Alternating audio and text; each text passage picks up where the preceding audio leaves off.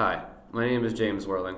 I'm going to be talking about what a hate crime is and why I believe hate crime laws are unjust. First off, a hate crime occurs when a perpetrator targets a victim because of his or her perceived membership in a certain social group. Examples of such groups involve racial groups, religion, sexual orientation, ethnicity, or gender identity. The purpose of hate crime laws are to prevent biased motivated crimes. These laws enhance the penalties associated with conduct that is already held illegal under criminal law. An individual who is accused of committing a hate crime will be charged with two separate crimes.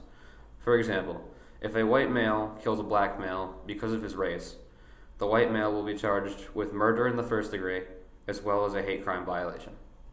I feel as though hate crimes are very difficult to prove because hate crime laws focus on punishing individual criminals based off of their motive or reasoning behind committing a particular offense. An individual's motive is all based off of hearsay, and there is no way to exactly prove the motive using any kind of physical evidence, unless the suspect leaves clues behind, hinting that it was indeed a hate crime. As a result, there is always some degree of doubt when trying to prove someone guilty of a hate crime. While I do feel as though crimes of this nature are very hateful and extremely sensitive in nature, I do not believe it is fair to add additional criminal charges to someone who, based off of the motive behind committing a crime. What is the difference between killing someone because they are black, gay, Jewish, as opposed to killing somebody because that individual hates them for a personal reason? Murder is murder, and I believe the legal system has no business trying to state that one particular type of crime is more hateful than another. All crimes are motivated by some particular type of hate. I also believe that hate crimes violate our constitutional right, which prevents us from being subject to cruel and unusual punishment. According to the Eighth Amendment of the U.S. Constitution, no one shall be subjected to torture or to cruel, inhuman, or degrading treatment or punishment. There are four principles by which one can determine whether or not cruel and unusual punishment is present. The essential predicate is that a punishment must not be, by its severity, degrading to human dignity. A severe punishment is obviously inflicted in wholly an arbitrary fashion. If a severe punishment that is clearly and totally rejected throughout society, and if there is a severe punishment that is patently unnecessary. I feel as though hate crime laws are degrading to convicted felons because it creates an eternal label of hate towards this particular individual that commits the crime. This label may prevent this individual from being properly reintegrated into society in order to be a productive citizen. I feel as though our criminal justice system has become obsessed with mass incarcerations and swift and severe punishment, that we have forgotten our true purpose of the criminal justice system.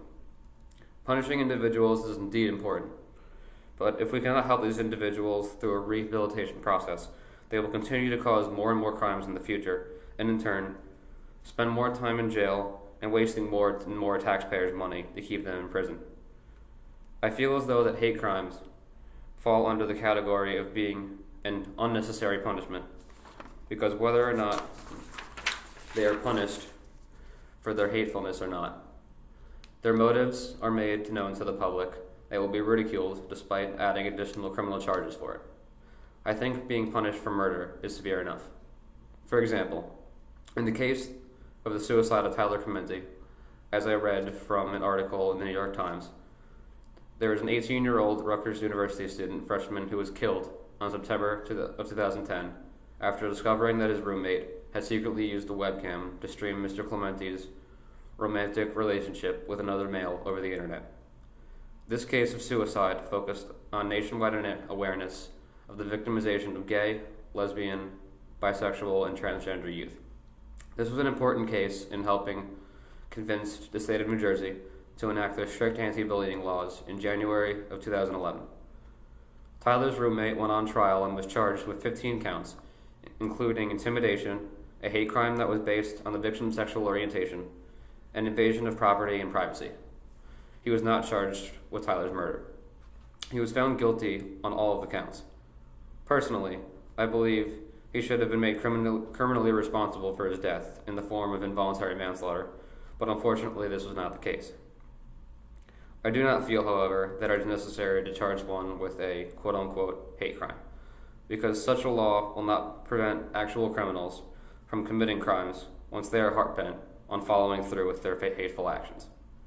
In the case of Tyler Clementi's suicide, I feel that it is enough of a punishment for his roommate to live with the guilt of indirectly causing his death for the rest of his life, having publicly humiliated Tyler over the internet.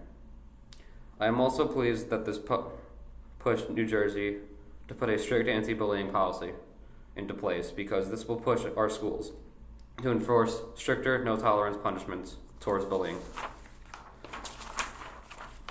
A second example of a hate crime controversy that took place over the media for a significant period of time was the murder case of Trayvon Martin. Trayvon was supposedly killed by a man named George Zimmerman, who claimed he killed Trayvon out of self-defense because he felt as though Trayvon Martin posed an immediate threat to his well-being. Prosecutors faced a difficult case. They had weak amounts of evidence and were fighting against a large amount of outrage by this crime by the public. Zimmerman had the power of self-defense on his side, because the case took place in the state of Florida, where concealed carry laws and stand your ground laws are in effect. Zimmerman was also helped by a sloppy police investigation and prosecution missteps. Due to lack of evidence, George Zimmerman was not convicted of the murder of Trayvon Martin, and the case was dropped.